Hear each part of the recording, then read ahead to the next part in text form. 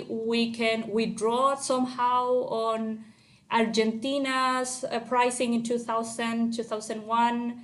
We definitely drawn on Zapatistas. I believe that people with activist experience, we've been learning from other experiences, political movements, social movements from abroad, and we started kind of embracing this idea of horizontality, of assembly-based politics, and I think what's interesting in 2019 is that we could see all this mix of critique to modes of domination, such as an anti-capitalist scream, seeing in young people in the streets kind of targeting at shopping centers, like the symbol of capital, anti-extractivist scream, seeing every day in Chile's constant social movements attempts to stop corporations trying to steal their territories,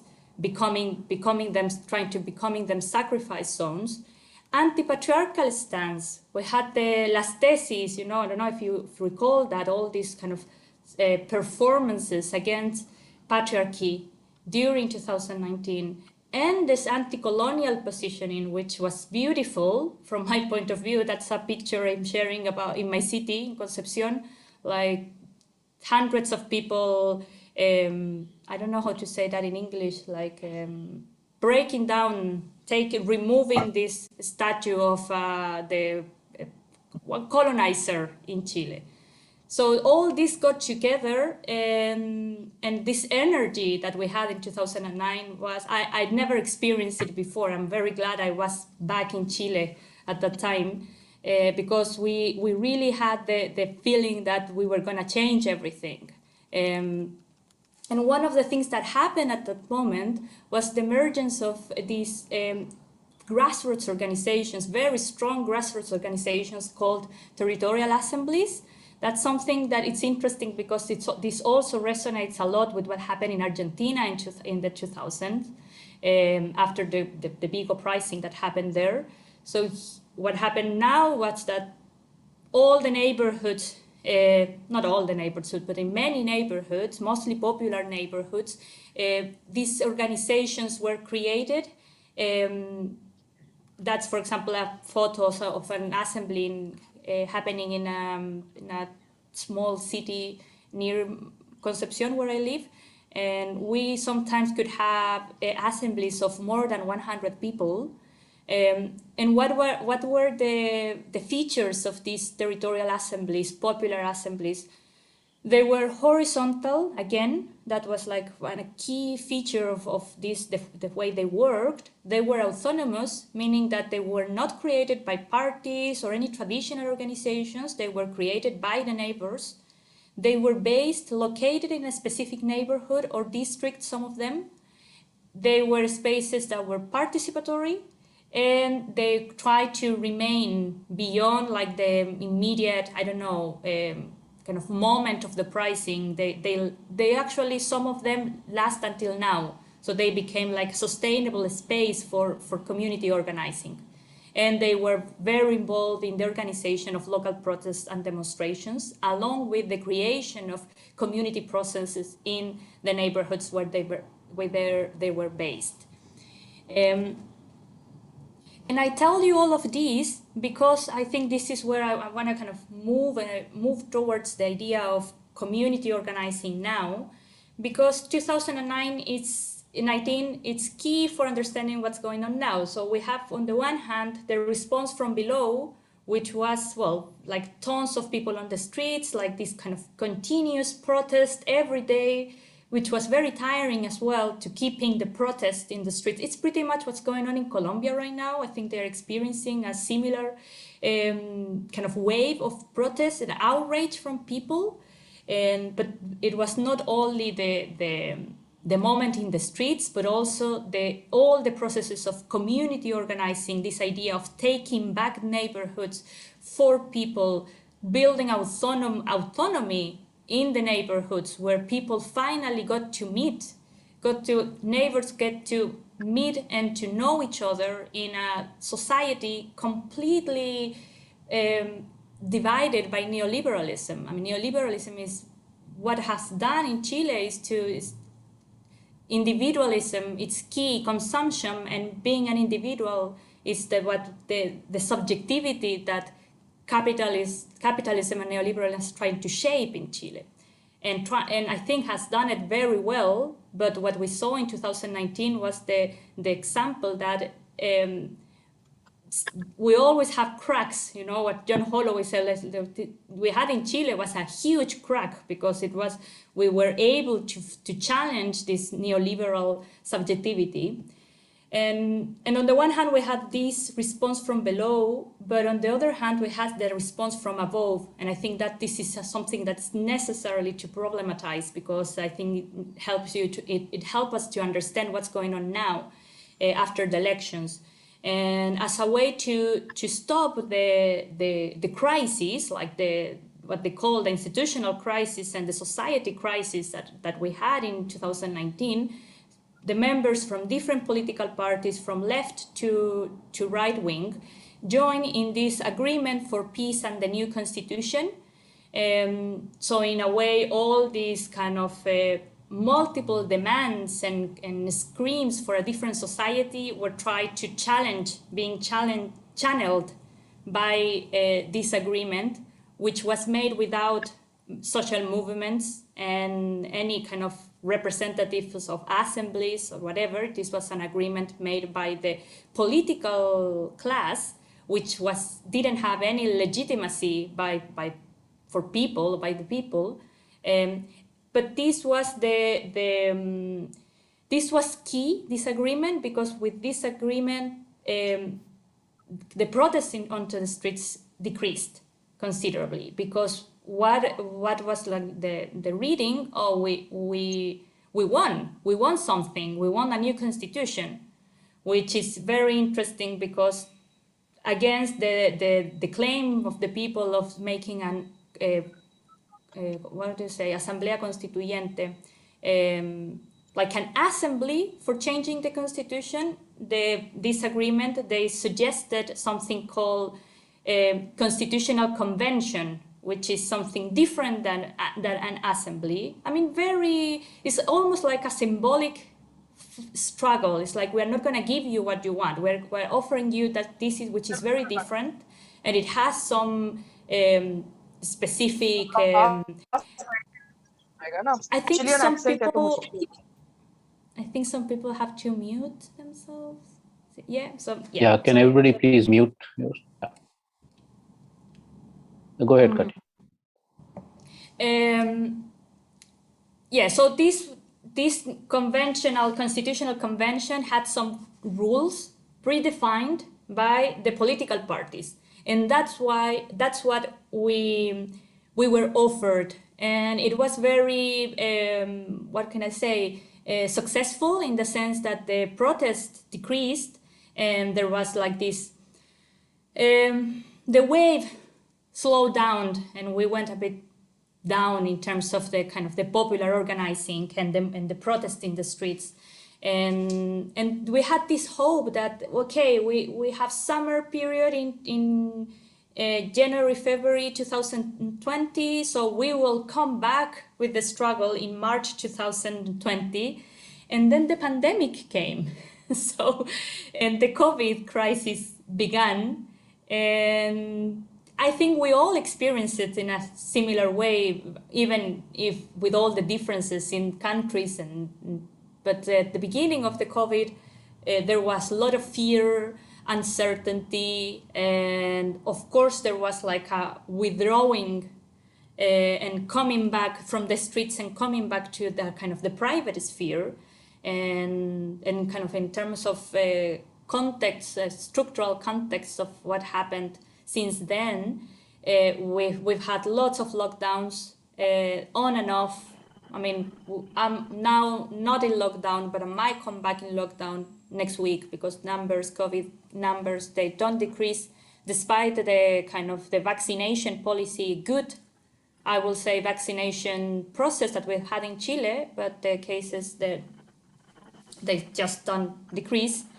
And as a consequence of the lockdowns and all kind of these policies implemented by the government. There's been a worsening of unemployment, poverty, hunger, healthcare, and education access, among others. The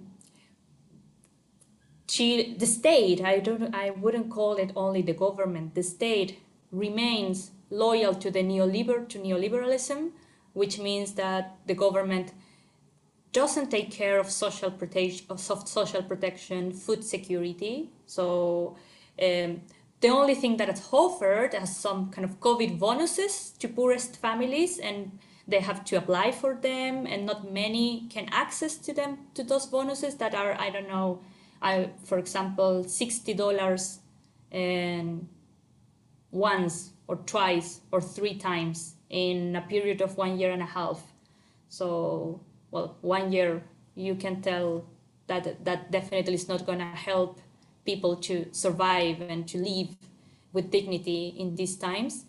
And also we had all this issue around kind of the pension fund withdrawals. We've had 3 rounds so far, which if you think about this, it's also very coherent with neoliberalism, because pretty much it's our money that we saved from this pension fund that we withdraw because the government doesn't offer any alternative. So we have to remove our savings to survive in this period.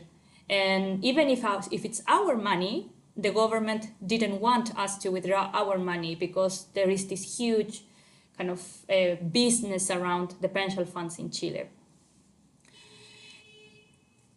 And I thought it was necessary to tell you all of this because I don't think the politics from below, what I think I'm more interested in and I'm engaged in, involved in, cannot be understood without this background I gave you. So what happened in this kind of context of this, on the one hand, all this hope we had to change everything from the pricing being stopped by the pandemic, and then all this increasing of the economic crisis and the consequences of it, of the lockdowns and the increasing in poverty, unemployment, and so on. So the legacy from the territorial assemblies that I talked to you about, that they emerged in 2019, you could tell that these grassroots organizations, they were clear in, and they were super kind of relevant in the creation of new grassroots food distribution systems. So the analysis that these assemblies and some local organizations that were, I think, strengthened in 2019 after the pricing, they realized that they needed to deal with food scarcity. That was the thing. What's the first thing we need to do to survive and to help people in need is to make sure people can get meals, regular meals. So these organizations, they also draw on the experience of the community kitchens from the 80s, because this is not something new. That's very interesting. It's like we are learning from history. And the ollas comunes, that's the name of like this kind of common pans or community kitchens. I think that's the best way to translate it into English. They happened a lot during the dictatorship. And this tradition came back until now. And in popular neighborhoods, they became kind of an institution, local institutions, like grassroots institution, and providing regular meals to the community. Some of them on an everyday basis, which is a lot to do, like cooking for, I don't know, more than 30, 40, 50, 100 people every day. And in some case, they started doing it, I don't know, two times a week or over the weekend.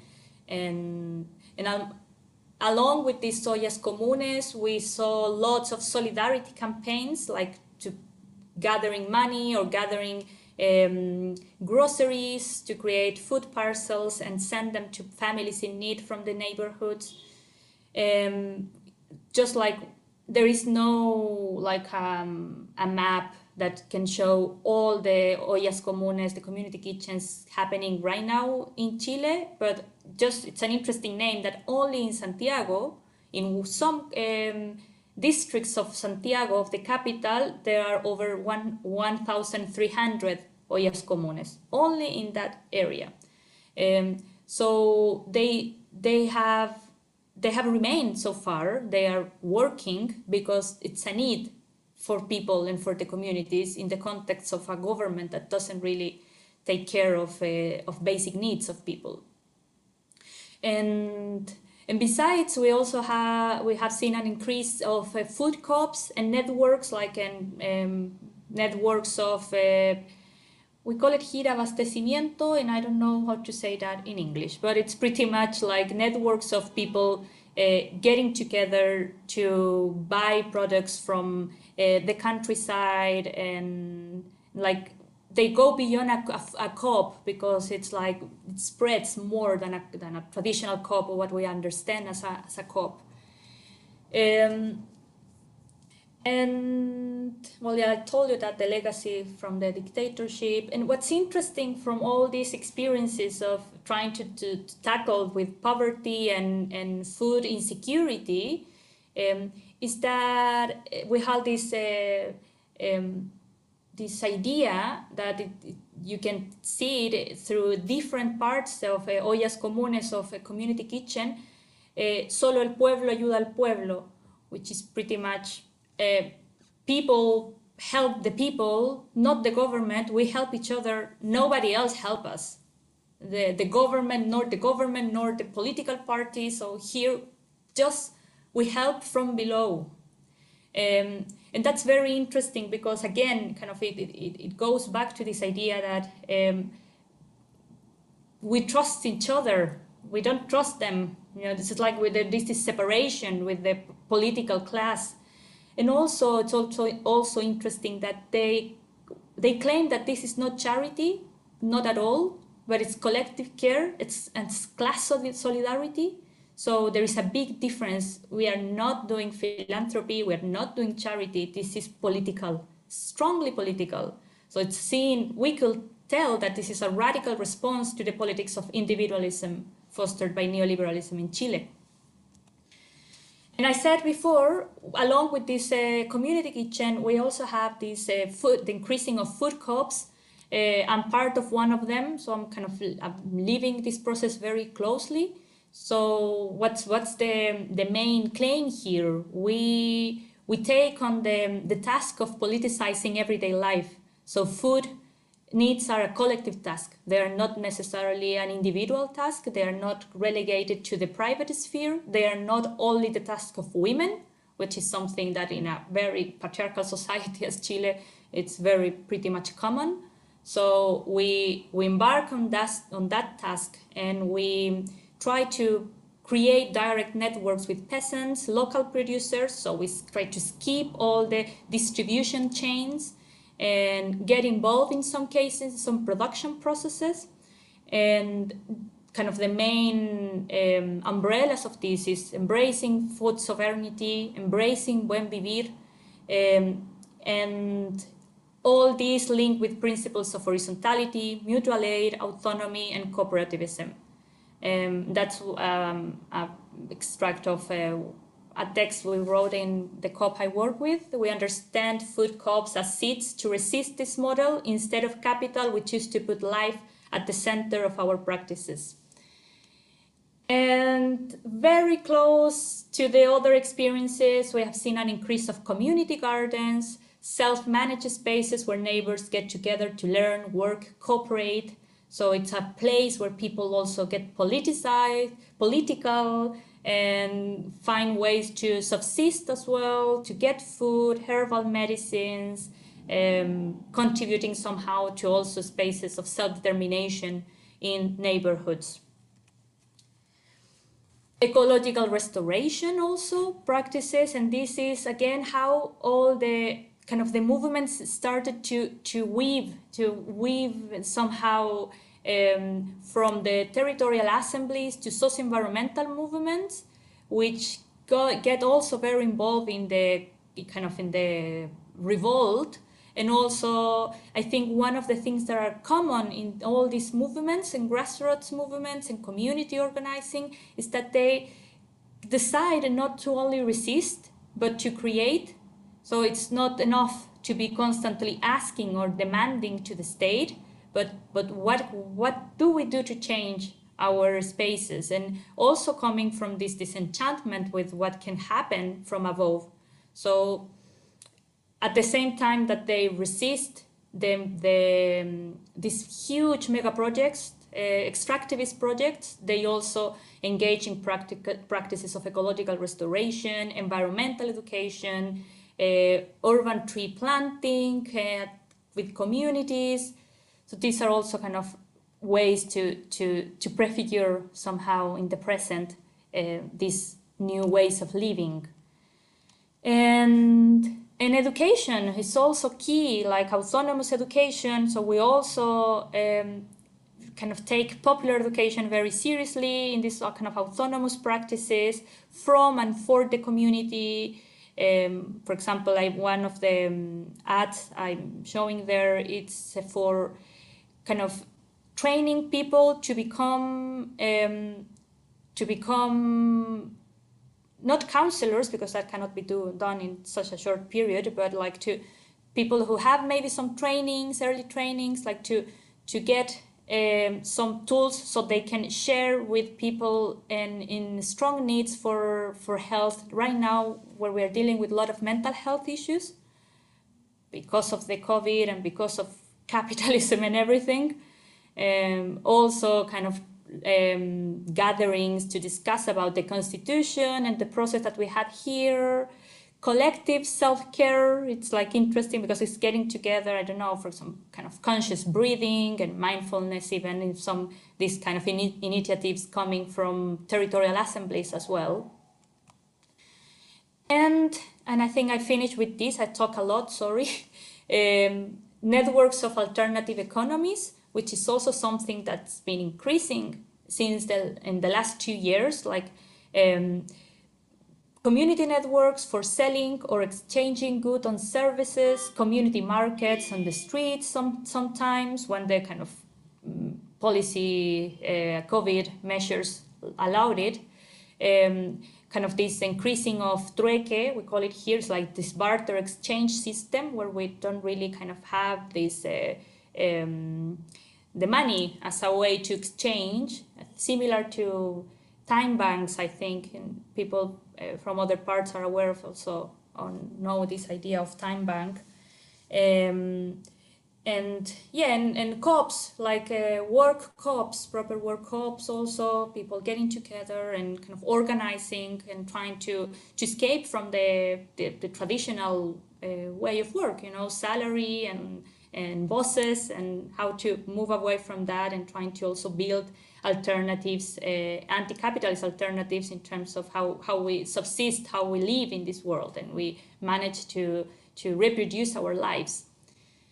And all these that I've mentioned happens in the middle of an institutional battle. And I think that's also something that needs to be acknowledged, because otherwise I was thinking, okay, this presentation is about community strategies in times of COVID, but this is happening in the midst of these big, important events, political events in Chile. In October 2020, we had the referendum to change the constitution with a 51% of voter turnout. I think this is very important, so you make a sense of, how many people really participate in these processes, where 78% of people voted yes. So that was an important milestone in kind of Chilean political process. And then we had in May 2020, this year, May, the elections for the Constitutional Convention's members, governors, mayors, and councillors. We had a 43% of voter turnout. And we had this, which is, I think it's been the news worldwide, of this victory of left-leaning independents and parties. That's what's happened just now, a couple of weeks ago. And why I mentioned this, because I think, and this is to end, and then to open probably the conversation, that politics from below, what I've shown you about community kitchens and food co-ops and as territorial assemblies and projects of ecological restoration, autonomous education, and so on, are grassroots and community projects that they are, from our perspective, prefiguring concrete practices of self-determination right now, which have been able to mitigate some of the consequences of the pandemic, considering that we have a government that doesn't care about the welfare of community. So this is what's the focus of this presentation. But I think what also, considering the current context of institutional change, I think it's important to ask, and I don't have the questions right now, that just want to open and leave the questions open, so maybe we can share about it or keep discussing about it. Can this politics from below nourish the institutional battle, this process starting now of writing down the new constitution? Are these two parallel paths, or they can meet at some point? What are the risks of cooptation or of integration? I think my friend Anna Dinerstein, who is there somehow, she has written and reflecting about this, about like the possibilities or impossibilities of autonomy, or how we sometimes kind of move from autonomy to kind of these institutional arrangements, and which way we can remain pure.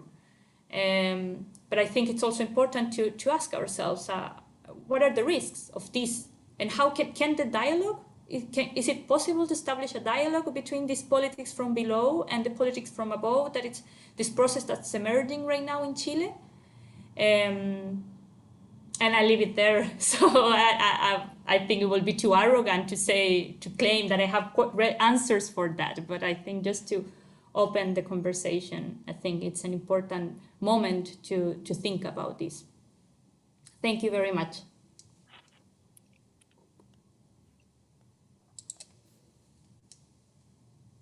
Thank you, Katia. That was fascinating. I think we could have heard you at least 1 hour more, because it seems to me that the combination of the story of resistance to neoliberal top-down policies and centralized governance, along with the creation of alternatives, prefigurative, or as somebody once told me, transfigurative alternatives, because they also keep changing. They're not all prefigured.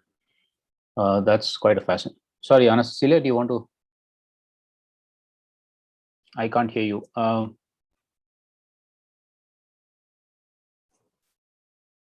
Can you put it in the chat, Anna, because we can't hear you.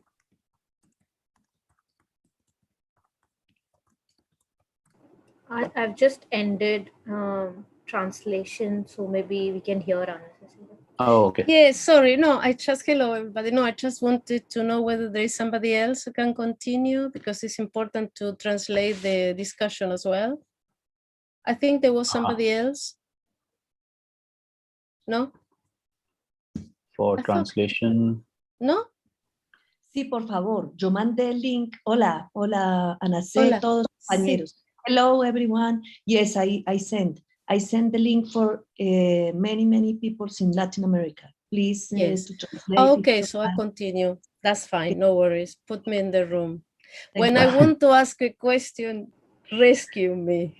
Sure, we will. Thank you. Thank you. Patricia, Gracias. hola. Okay, put me in the Gracias, room. Ana That's Cecilia. okay. Gracias. Yes. All right. No worries. Gracias. Okay. So yes, I was just saying that I think the combination of resistance and constructive alternatives is fascinating from any part of the world, and the way you described it from Chile, and especially because it's alive right now, is really interesting. I just wanted to ask if you can take a couple of minutes more to explain the constitutional process that is going on right now, and then we will open it up for questions. Yeah, thank you, Ashish. Yeah, well, that's it's a very it's key. It's in the, we are like right now Chile. It's very I don't know. We are focused on that right now. That's the center of the debate, of the conversations today, and it's also kind of demanding from people who are embracing autonomy as we need to talk about it, as it's definitely something that's going on right now. I try to share with you some key milestones in the process, the political process of Chile in the past years, and one of them was the agreement for peace and the new constitution in 2019. That was the agreement made by the political parties to start the process of the change in the constitution. Just like to give a brief background, we have the constitution created during the dictatorship, during Pinochet's time. So it's a constitution that allowed water to be a commodity, health to be a commodity, education to be a commodity, social pension scheme to be a commodity. So in a way, it's a very, very big issue to open the conversation about changing the constitution. So through this agreement to end, meaning asking to, the purpose was to finish with the protests, the riots and the big uprising, and in a way to stop that, is that this agreement opens political parties, they are open to discuss a change in the constitution, and for that they open up a referendum option. So in October we had the chance to decide whether we wanted to change the dictator's constitution or to remain with the same constitution, and we had like this almost 80% of people saying we want to change the dictatorship's constitution, definitely. But what's interesting to tell is that because this agreement was made by the political parties and by the right-wing conservative people and political parties as well, they try to put all these kind of, for example, important issues in the constitution. The members of the convention, they will need like a quorum or 2/3 of the total number of members to change something. So that, in a way, they wanted with that to block some of the main changes to remain the neoliberal ethos within the constitution, because they were very kind of certain that they will have the right wing and the social democrats, which are very much friends of the right wing, unfortunately, in making these decisions. So they wanted to block radical transformations in the constitution. And also one thing that is very important, because I think not many people know, is that this agreement, they decided that the international trade agreements couldn't be touched by this change in the constitution. So all the trade agreements, international trade agreements we have now, they cannot be deleted or they cannot be stopped by the new constitution. So those are the kind of traps that were included in this package. That doesn't mean that this is a huge important process, and then we had the referendum, we want to change the constitution, and then now we got the election of the members of the constitutional convention. And it's interesting because all kind of the mainstream media and politicians, they say we didn't see this coming. It was just like, how cannot you see this coming, that lots of independents and left-wing people won? It's just like, how couldn't you see it? I mean, this is definitely, this was something that we could anticipate, that lots of independents and people coming from social movements, they won. And they are there, but they are there among with some very conservative, fascist, right-wing people also who got a place in that constitutional convention, and social democrats who have been very kind of experts in voting with the right wing as well. But also we have some kind of, for example, Machi Francisca Linconao, she's a defender of the territory, like also a spiritual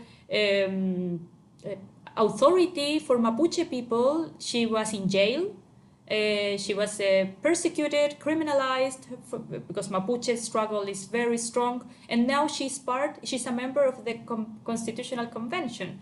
So that's what's happening right now. We have like we got a strong number of independent and left-wing and people who probably will be sympathetic to make radical transformation in the constitution, but we have to consider that we have these traps there, and that we don't really know, because I believe, and this is I think one of my thoughts, that capital and all the kind of people also who will make capital to stick will try their best to make this not to work. I mean, will try their best to not make radical transformation to happen in this kind of institutional process. And also because we can have a very good constitution claiming for the rights of Mother Nature, I don't know, such as Ecuador or Bolivia, if you look at those examples, and what are the real possibilities that a constitution written can really resonate in practice. So those are the questions that we have open now. I don't know if she is clear. Thank you. Now. Yes, very much so. Just a quick additional question. What is the time frame for the constitution? 1 year from now. From July, 1 year supposedly. Yeah. Okay. You already partly answered Herman's question on whether buen vivir and rights of nature may be there. But he has an additional question, and then I'll come back to some of the other questions that came before that, which is there a draft that the more progressive constituents have already prepared, or some sort of key points that from the left and the indigenous peoples and so on? So right now, one of the features of this constitution, if this is something, it's a blank paper. There is nothing at the moment. So this is a process where the members of the convention come together and they create the rules of how this process is going to work. So there is nothing in advance with this. What is happening right now, and this is all kind of super new and it's not really in the media, something to share with you actually, is that like the members, the more like left-wing and members from social movements, they are getting together and they're trying to share and starting to think about important topics. For example, the aspect of the theme around water, it's key, because I mean right now water is a commodity in Chile, and that's like many people are gathering and say, okay, well, this needs to change, but there is no draft, there is nothing, and that's what also it's very interesting to see who will be tempted by cooptation and money, because this is something that's going to happen definitely with the members. And yeah, and about the rights of nature, I think because many social environmental activists actually they went into the process and they won, I think it's going to be an important fight within the process, like how to bring like this more kind of ecological perspective into the process. But again, I think, as I said, I think it's interesting how right now there is no clear connection between this politics from below and the politics from above. Is something that we are still kind of trying to make sense of it, and whether there is a breach between these two type of options of politics. Right. And that's an issue I want to come back to a bit later, but let's go to the questions that are in the chat. Since it's a small group, I think it'll be fine if people can open up their mic and speak. So Subhamoy Haldar, do you want to ask your question? If you can open your mic, otherwise I can read it out. Shubhamoy?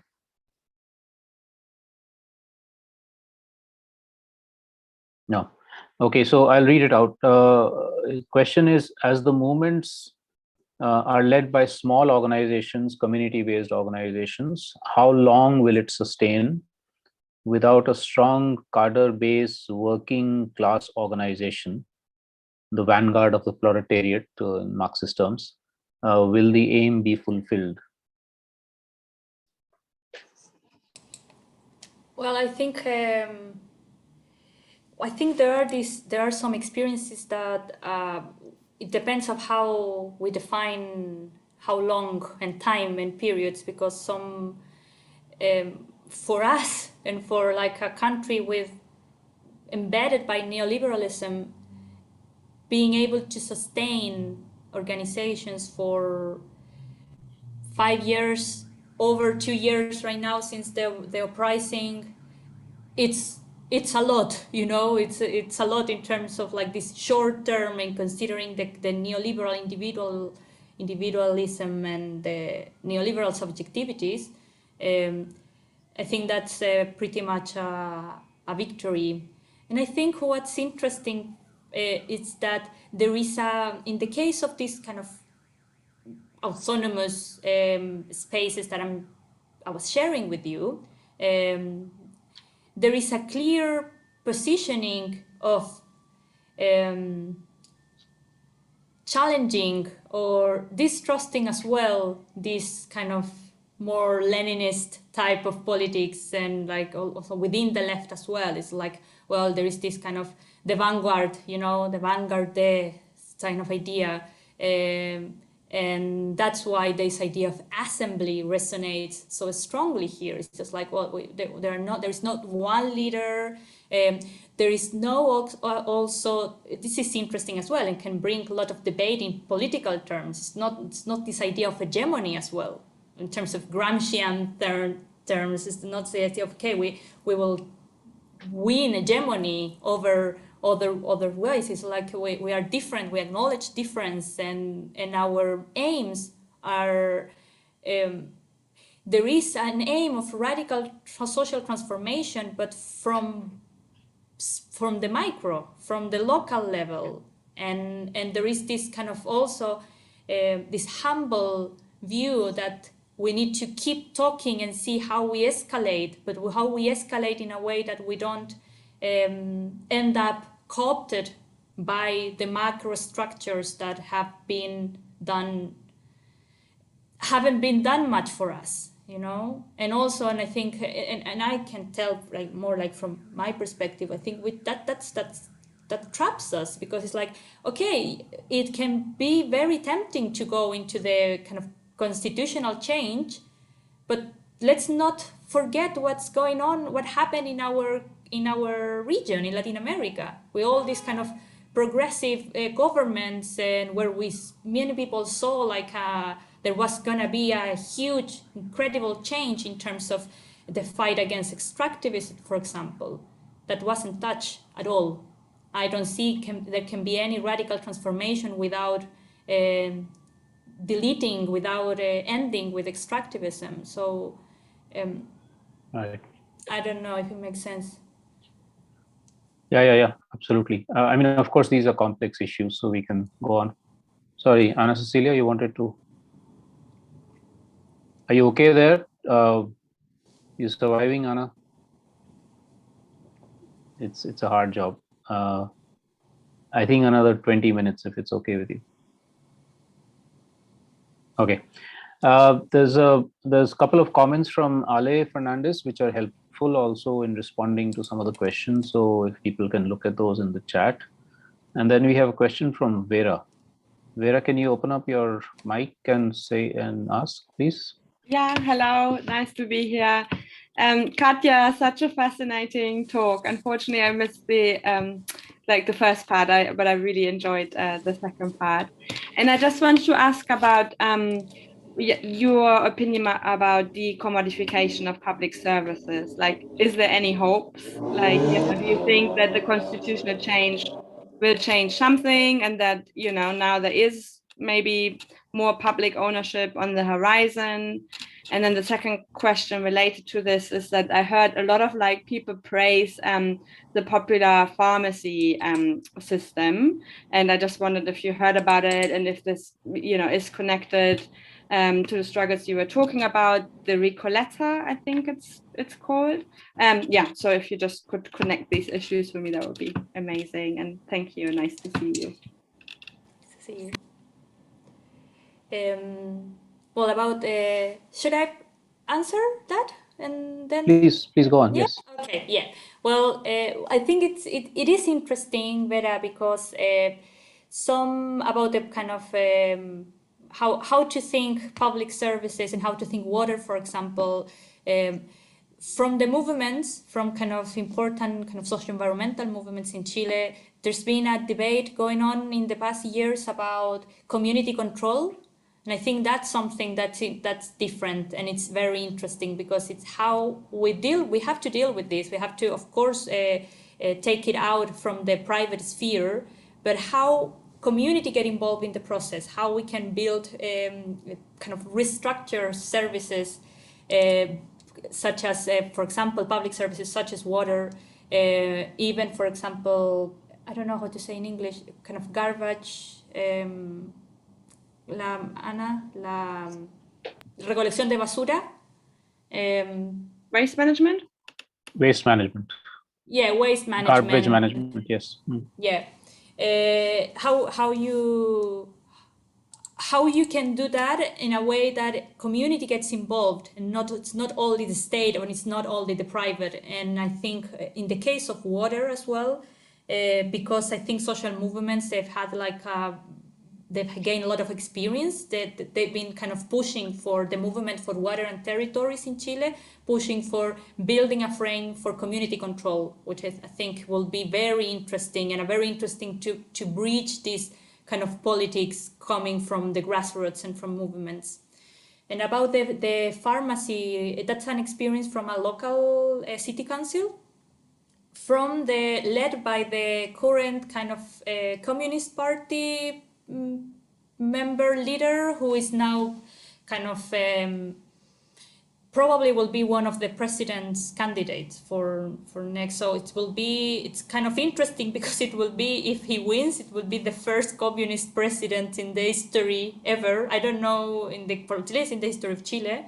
Allende, he was socialist, who will be a member of the Communist Party. Considering that the Communist Party, let's be clear about this Communist Party in Chile, they have kind of be in coalition with Social Democrats, and they have voted with right wing as well. So there is this left. There are like tensions within the Communist Party as well. But it is definitely interesting to see that a move towards the left.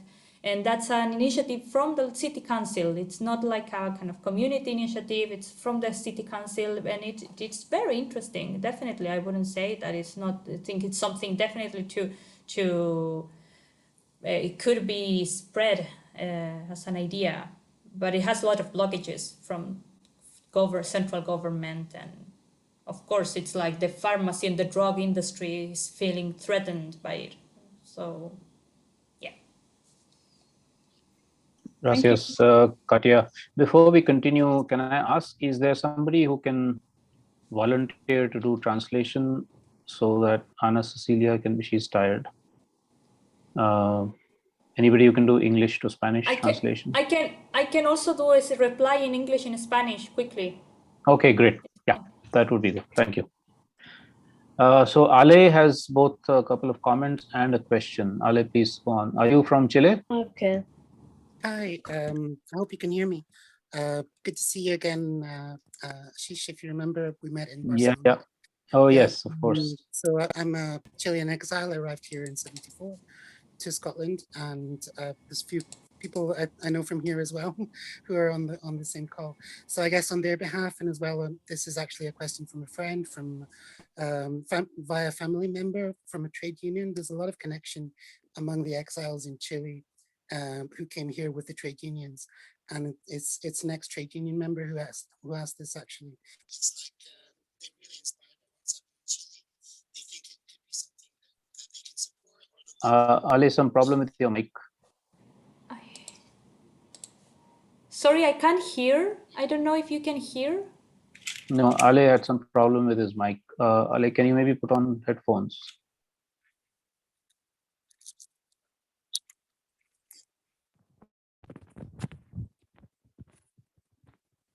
Can you hear? I hope that's better now. A little louder if you can. Let's see. Hi. So I hope you can hear me now. But really, Perfect. Go ahead. the question was, how can we support from here, from Western countries, and could the changes that happened in Chile be applied to those countries?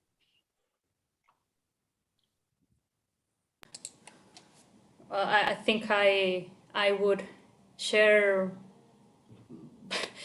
I don't know. I think it's a very difficult question for me because I think I will follow Zapatistas' idea that the best way to support other struggles is to start your own struggles and in your where you are, because every place has a different fight to give and a different battle to give, and the contexts are so different. Despite the similarities, the contexts are so different. So I think the best way would be to give your own battles, but of course in terms of kind of, I think, being able to spread the word as well, like to all the importance of media, alternative media, and sharing what's going on in other places. For example, if you think right now in Colombia, it's critical what's going on there, and it's so important to let the world know that there's a lot of kind of human rights violations, that there is violence, the same that we had here. And I think the international solidarity in those moments are also very, very important. Right now, we are we are not facing that in Chile, but I think it's also very important to be vigilant of what will happen with conservative and fascist right wing in Chile, because all attempts of big changes, I don't know, maybe this is too pessimistic or negative, but I'm quite sure that there will be attempts to make this process just to stop and to block any attempts of radical transformation.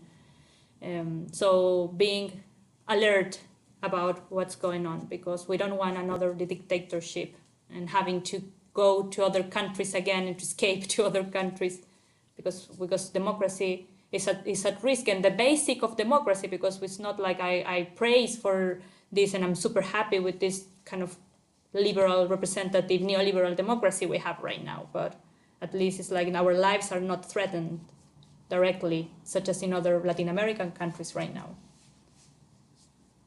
Thanks. Thanks, Katia. And I suppose also the neoliberal aspect of it, that it's something that Chile sorry, Ale, can you break on its own. Sorry, can you hear me? just repeat? It was very low, your voice. That I think the part that I didn't explain very well was the neoliberal aspect of it. That you mentioned that the problems in Chile, for example, the international treaties, aren't something that can be changed just in Chile. So I think as a comment to add to that, I think it is a global struggle, really. It's not just Chile's struggle. Definitely, right. definitely, yeah. That definitely needs international solidarity, Ale. Yeah. Katia, if you can just quickly translate the question and the response. Sorry. Yes, sí. En realidad, Ale preguntaba por la posibilidad de... ¿Ana? No, que yo estoy traduciendo en el chat. Ah, ya traduciste. Sí, okay, Sí. great, thank you. Gracias. Oh, no, this one I didn't. The last question, no, but... Lo digo rápido, que Ale entonces pregunta por la posibilidad de qué se puede hacer en otras partes del mundo frente a la situación de Chile, y cómo si se puede mover esas luchas, se puede tomar como inspiración para luchas en otros lados. Y ahí yo en el fondo lo que digo es que siguiendo a los zapatistas, la mejor forma de apoyar es empezar tus propias luchas en tus territorios por tus propias particularidades, y que, bueno, pero también es muy importante la solidaridad internacional, la visibilidad de lo que está ocurriendo, por ejemplo, lo que está ocurriendo en Colombia, las violaciones a derechos humanos, que haya a nivel internacional visibilidad respecto de lo que está pasando, y también atentos a lo que pueda ocurrir con la derecha conservadora fascista en Chile, que definitivamente va a querer empezar a boicotear todo intento de transformación institucional, en el caso del proceso constituyente, que se vaya acercando a que ponga en duda sus pilares de capitalista. Y que sobre Ale después aclaraba que era específicamente sobre el tema de los acuerdos de libre comercio que no están tocados por la Constitución, y ahí yo mencionaba de que en realidad frente a eso definitivamente se necesita solidaridad internacional. Gracias. I think there's a question from Ana Cecilia y después from Patricia. Ana? Sí. It's a question comment. So I'm a bit surprised that there is no plan from the movements and from the left to put on the table when this la convention gets together, because that is perhaps the only way, but so to start discussing. So I wanted to ask, how much people discuss in Chile what happened in other countries during the pink tide? Because Chile was kind of not belonging to the main, wave of left center governments that we had 2001, during the first decade of 2000. Because Chile was always different. Chile says the success of neoliberalism because it was implemented during the dictatorship. Like, for example, in Argentina, we didn't. It was after. So it was perfect. You have dictatorship and you have neoliberalism, and no one could really get out of that. So it is important, as you said, to point at how important this is in Chile. Yeah, I'm glad that you gave the context because of this deep sense of individualism. But how much you discuss, or the movements discuss, what happened, not in terms of the assemblies or the grassroots, or form of organizing that, of course, it started in Argentina, perhaps in Venezuela before, I don't know. But in terms of the politics, like to pose that question that you pose at the end, how much we can learn from Chavez, from Kirchner, from all of these, attempts to really go against the grain. And it was really the commodity boom that allowed them to distribute money and sustain themselves. So what is the insertion of Chile in the global economy that is also important? So how much you discuss these kind of things? Sorry, it's a big question, but I really wonder whether you can reflect on that. I think it's a very important thing to discuss. I think, and I'm talking from my thoughts and how I see it, I perceive it. We had no idea we were going to be able to change the constitution until 1.5 years. This has been so quick. Then we had the pandemic, and the pandemic kind of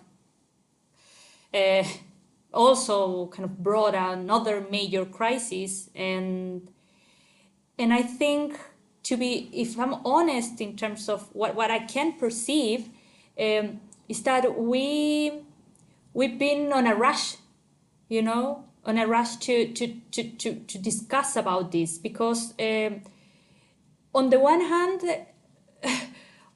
also, for example, I was talking about these community experiences.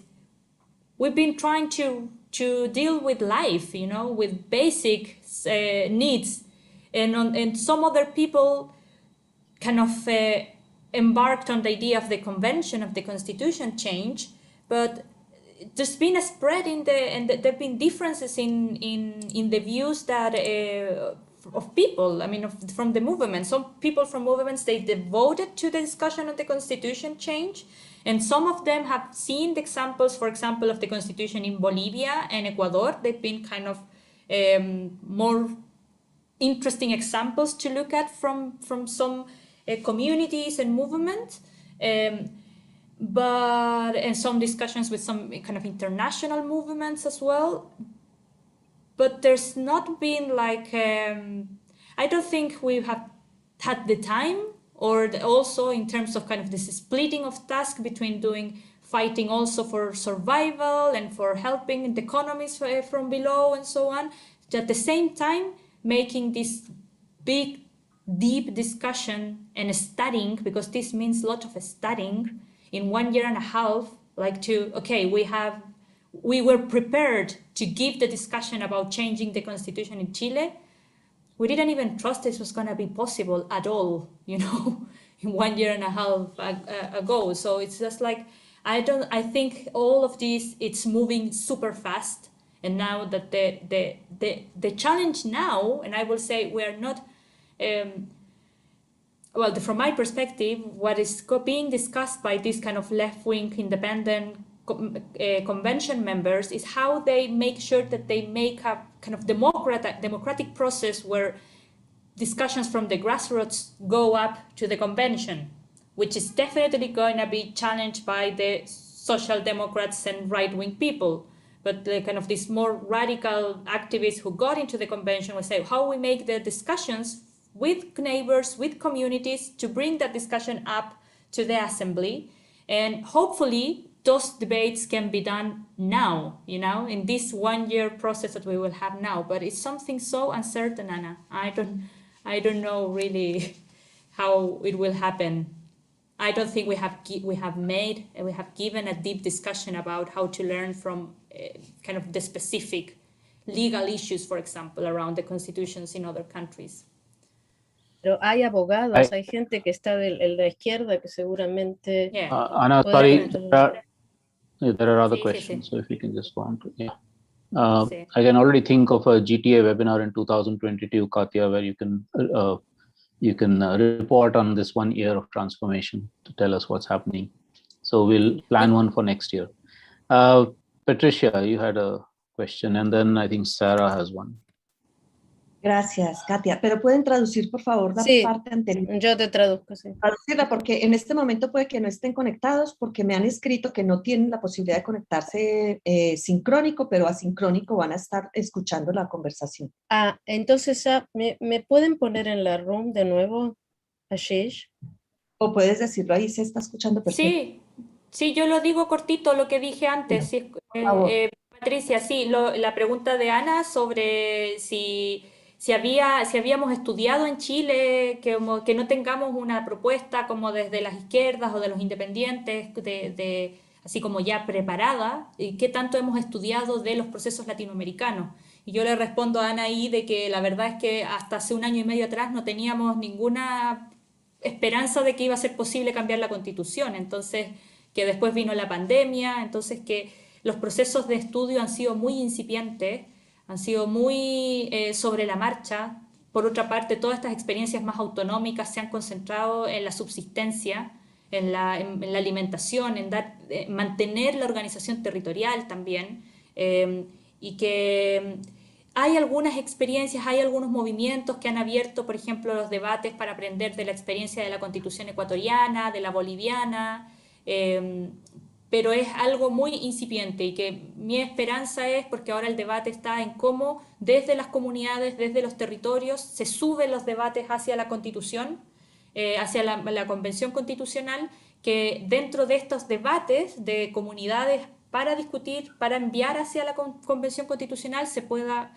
dar mayor información y aprendizaje sobre las experiencias internacionales. Eso es my guess. No, la verdad es que es algo todo tan nuevo que ahí estamos. Muchas gracias. Katia, could you repeat that in English, the question and the response? It was the same that I was repeating my answer to the previous one. Okay. It was great. But I don't know if it's necessarily to put the translation, because I'm going to speak in Spanish, but for people, most of people speak in English. Thank you. You are going to write. Okay, thank you. Gracias, Katia. Yeah, I am not in the room. Can you put me in the translation room? Yes. Gracias.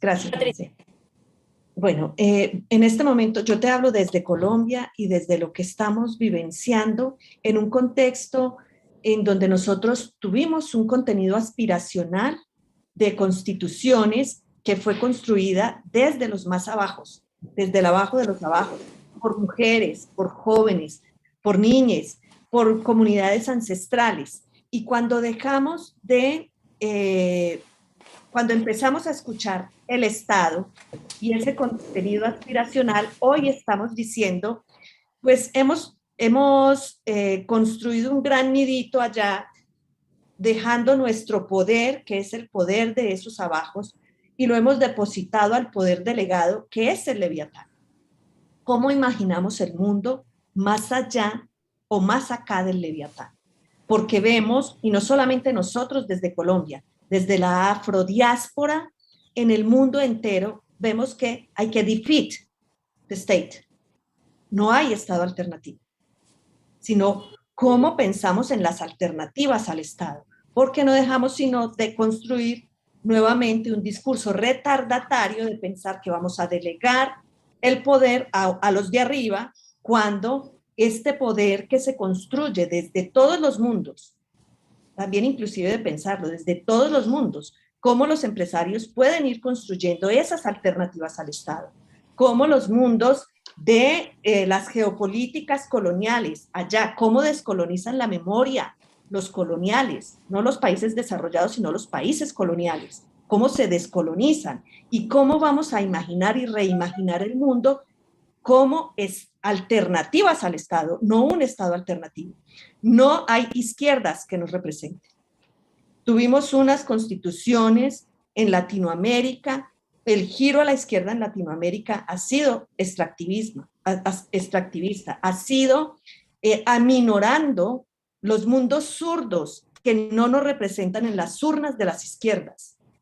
En este momento denunciamos, no hay quien nos represente en los comités del paro, porque esos mundos que emergen en pequeño, tejidos en pequeño, como lo han dicho los pueblos, Marichú, por ejemplo, decía tejer en pequeño. Nosotros decimos, somos tejidos de colectivos y pues hemos reexistido milenariamente, pero lo que necesitamos en este momento es derrocar el Estado. ¿Cómo nos imaginamos un mundo y en transición civilizatoria a lo que colapsó? Colapsó el Estado, de izquierda o derecha y de centro. ¿Qué le hacemos? ¿Cómo nos imaginamos colectivamente esos mundos más allá del poder delegado, más acá, tejidos entre mundos, entre pueblos y en conexiones? ¿Qué es lo que nos tenemos que inventar? Es la pregunta. Muchas gracias. Patricia, ¿lo dices, lo traduzco en inglés? Por ¿O cómo favor, por favor. Por favor. It's a bit difficult to translate what Patricia said because I think it's so. ¿Ya lo Katia, hiciste? she's Ana Cecilia. Yeah, Ana Cecilia is translating, so don't worry. Go on in Spanish. Pero si puedes concretar de pronto. Bueno, ya nace los. Gracias. Lo respondo. Me están escuchando me está traduciendo entonces, Ana, al inglés, ¿cierto? Ajá. ¿Sí? Pero si tú quieres, hazlo en inglés y retomas un poco la pregunta porque la gran mayoría de la audiencia y Ana puede retomar en español. Katia, go ahead in Spanish. Ana Cecilia will translate into English. Ya. Lo digo en español. Patricia, yo creo que lo que tú dices es, no puedo decirte nada que esté en desacuerdo, porque de hecho yo creo que lo que tú dices es lo que nos tiene a los sectores más autonomistas, comunitarios, tremendamente conflictuados en este minuto. Hoy día la discusión de este conversatorio muchas de las preguntas se centran en el proceso constituyente. Trato de darle una respuesta al proceso constituyente a partir de las preguntas porque surge esta inquietud, esta pregunta, wow, hay la posibilidad en el Chile, el país más neoliberal, de cambiar la constitución.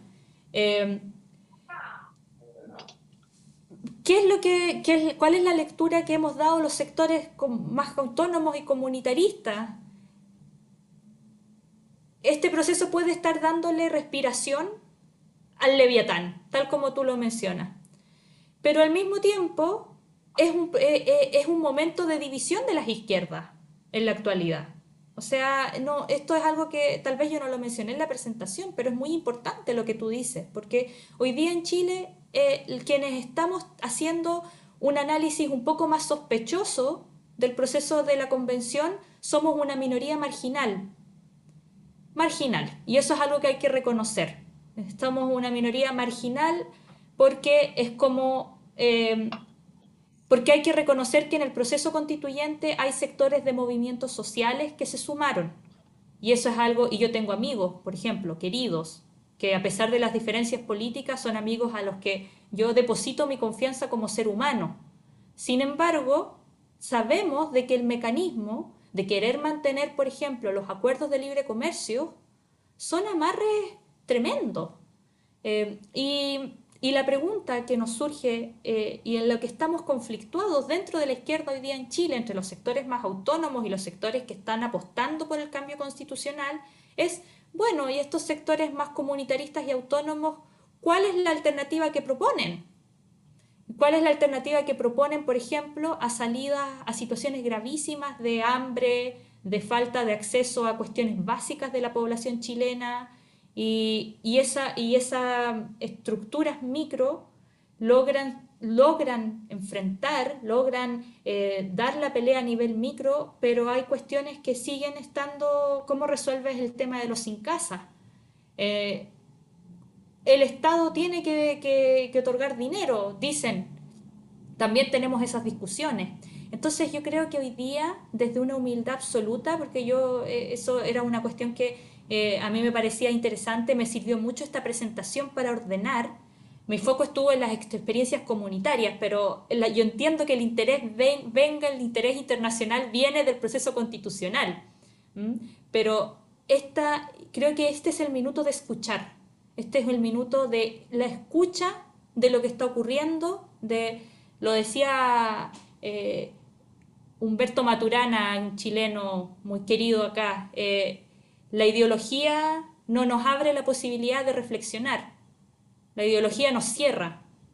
Hoy día la tarea es abrirnos a la escucha y es un momento histórico que nos fuerza a escuchar estas otras opciones de transformación social. Yo en lo personal no deposito mi energía ni mi esperanza completa en el proceso constitucional, para nada. Creo que la tarea tiene que ser seguir fortaleciendo lo de abajo, seguir fortaleciendo el trabajo de las asambleas, el trabajo territorial, pero no podemos dejar de reconocer de que este proceso institucional ha tomado la energía de muchas compañeras y compañeros quienes se han volcado al proceso constitucional. Entonces ahí la pregunta es, bueno, ¿qué hacemos?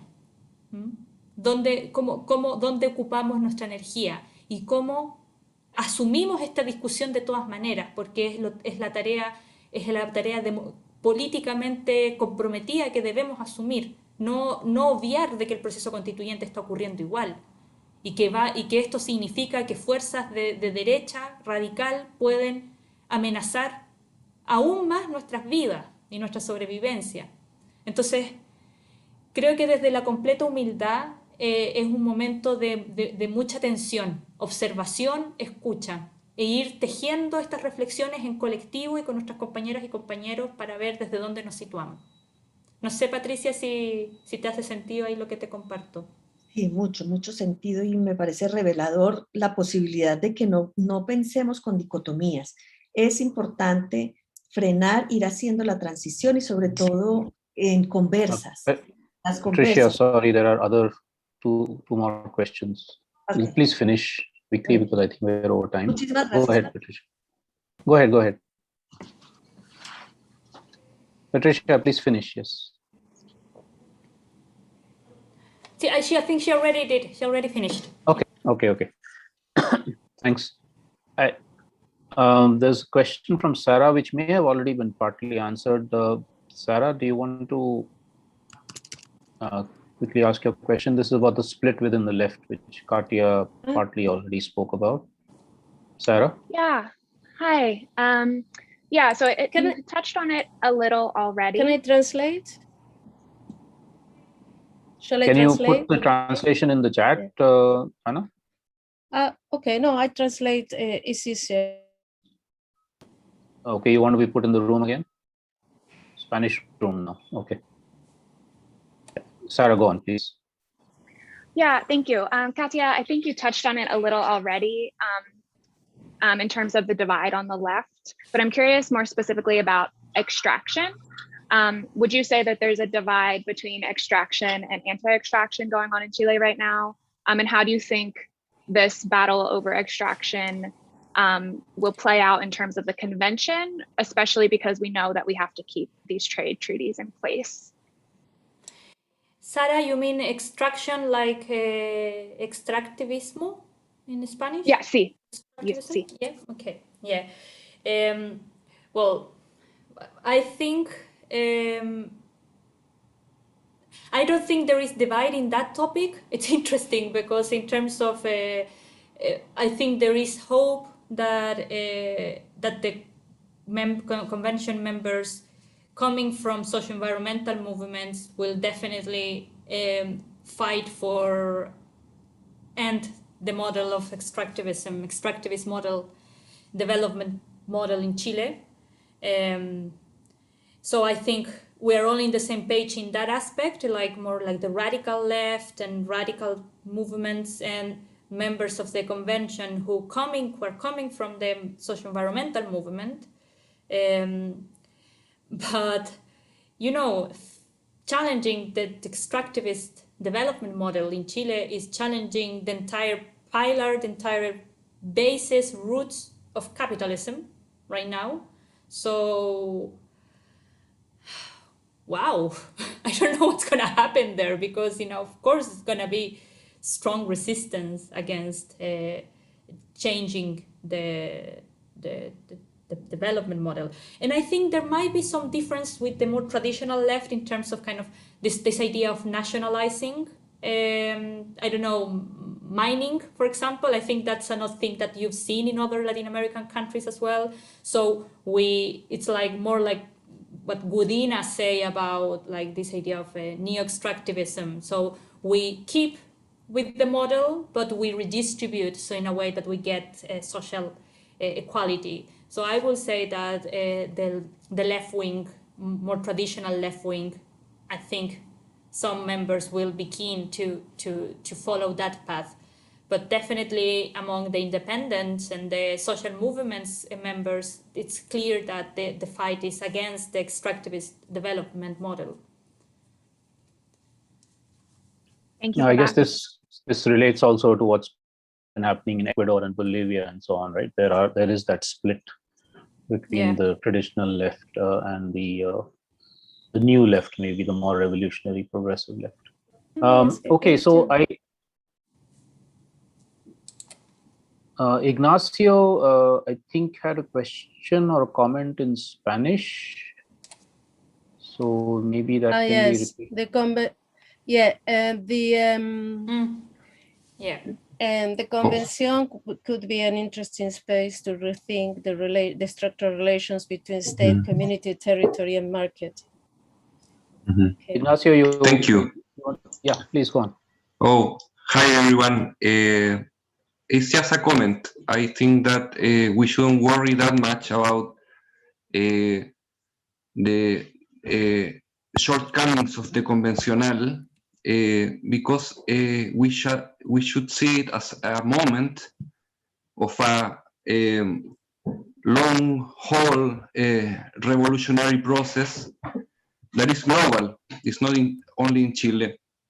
So I think Chileans will have a great opportunity to discuss, you know, what really matters, which, in my opinion, is not how we overthrow the state, but how we reformulate the relations between state, market, or economic power, money, let's say, and community, which is, I think, the emerging actor which will change the rules of the game. That's at least my hope. Thank you, Ignacio. And I think maybe this also relates to wherever revolutionary changes take place, there is this either, a tension or let's say a tense relationship between the need to make transformations quickly, as we're seeing in Chile right now, and the need for much more long-term transformations, where local communities take over, such as the examples that Katia, the wonderful examples she gave, which is maybe several generations in the making. But then we have to do all of this in 1 year and say, okay, let's get a new constitution and let's get a revolutionary party in power. And there is a tension between the two. We've seen that in so many countries around the world. And I think we just need much more discussions on this to see how do we work that tension out. How does the short term not undermine the long term revolutionary change? That's I think a crucial question for all of us. Is there any last question, anybody? Otherwise, I'm going to ask Katia to give last. Yeah, you'll have the last, Katia. I just wanted to check about what Ignacio said. Well, I think please. I think it's interesting because I don't think it's something to not to take deep consideration, because the experiences of left and of intentions of transfer of big social transformation, we've seen this is not something new, like this emerging community as a kind of an emerging actor. That's, I mean, if you look at history, that's not true. I mean, if you look at Allende's process, and even in Allende's process in Chile, we had like all this kind of movement from below, who even struggling with Allende's government somehow. And I think why it's important to put this intention and to have deep reflection about this from who we are kind of standing for social radical transformation is because the risk of cooptation from the institutions are great, and we have international experiences supporting that, and we have national experiences supporting that. So I think we have to give a deep debate about it, so we don't kind of get trapped again in the same trap in a way. So I don't know if it makes sense, but it's just like we need to think about how can this. We can say, well, it's only 1 year, but in 1 year you can end the power of, that has happened actually, many territorial assemblies, they decreased and they end up because they put all their energy to the constitutional process. So in a way, it's also something that we need to take into consideration when we make these discussions. Thank you. We're a little over time, so I think we should be winding up. Is there any last question or comment anybody has? Ana Cecilia, yes. Quick one. Because estoy en la. Thank you. I think it is an ongoing process. I don't think that if there is a crisis like this, we need to think that it will be one thing or the other. As Patricia said, it's not binary.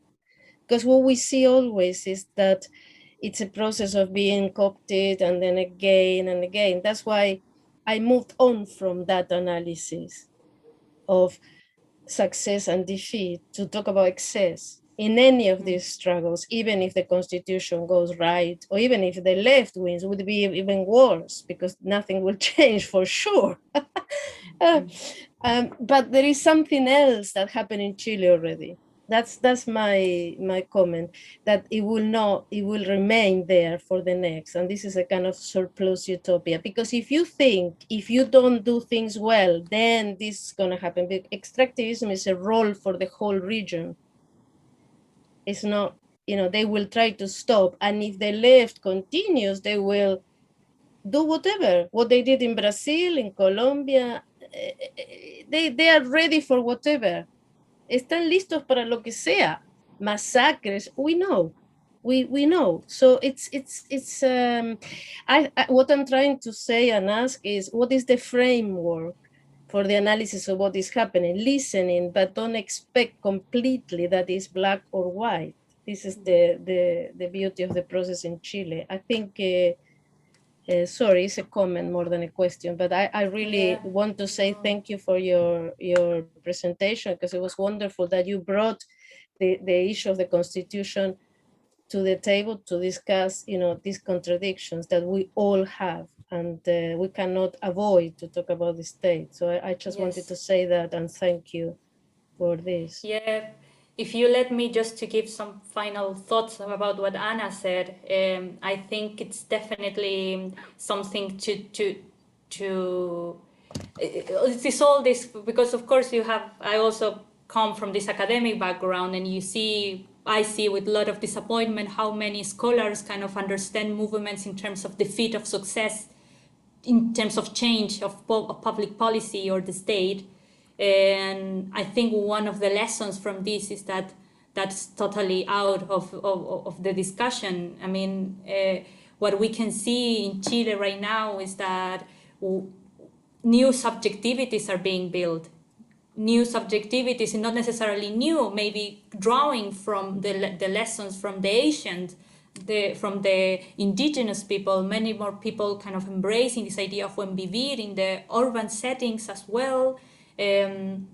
This belief that things can change as well in so many ways, this reconnecting with neighbors, that's something that transcends any institutional change. I think those are changes that will remain with us, and it's our task to make that develop and to make that continue in time. So that's why for me it was important to go into the community experiments, because that's what's happening now, regardless of the institutional debate. Ollas comunes are there feeding people who are being unable to solve the needs because of a neoliberal state. But at the same time, we wonder, shall we? So, for example, some movements are claiming, okay, we need support from the state to make sure that people get fed, but with community control. And that's the difference when we're having, and that's what I think it's interesting what Patricia said and what Anna said, that this is not black and white. I say, how we are weaving, or maybe we come back at some point to some more black and white stance, but I think right now it's the moment to be open to those uncertainties as well, because as Anna said, this is an ongoing process, and I think we have to be reflecting about it on the run. Thank you, Katia. I guess the challenge from what you've all been saying is that how not to put one's eggs in the constitutional basket. And if that doesn't really work for some reason, then the grassroots processes have put so much, say, hope in that, as what happened in Greece, for instance. So much hope was put into Syriza as a revolutionary party that a lot of the grassroots movements actually were not able to come back into their power. Exactly. Once Syriza capitulated and betrayed the cause.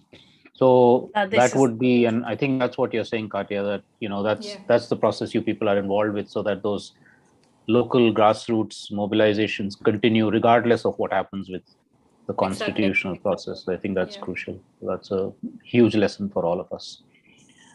Thanks a lot, Katia. This has been fascinating. I think we could have gone on for at least a couple of hours more, but we will come back to you for more inputs, information, guidance, and analysis from Chile, because it has important lessons for all of us across the world. So thank you very much for that. Thanks to all the participants for coming and for sticking around for a couple of hours. Thanks to Ana Cecilia for the heroic translations. And we promise next time we will find at least 2 people to do that. And to the GTA team for setting this up. We will send the recording around to everybody so that you can look at it again. And I think hopefully we have recorded it both in English and in Spanish. Oh, no. Thank you. My wonderful translation. It was great. It was so great for me also to kind of put things together, have this space for the reflection. I think it's so help us all grow, so nice. En solidaridad. Yes. Chile. Very much. Un abracito. Cuídense mucho. Patricia también, muchos cariños a Colombia y sigan